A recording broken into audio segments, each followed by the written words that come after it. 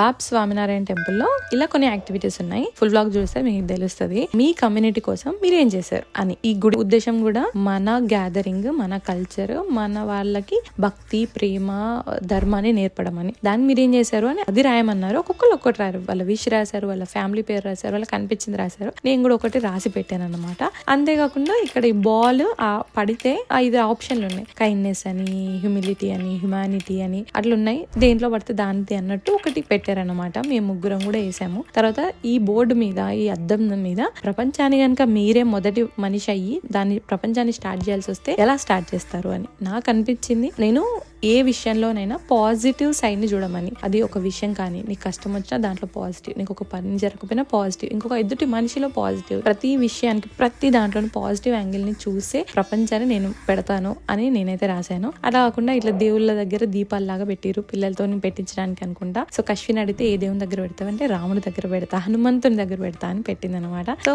గుడికి వెళ్ళినందుకైతే నాకు మంచిగా అనిపించింది. ఫుల్ బ్లాగ్ లో డీటెయిల్స్ అని చెప్పాను గుడి గురించి అన్ని. అవన్నీ వెళ్ళి చూడండి, మీకు తెలుస్తుంది. So please go watch and subscribe to my channel.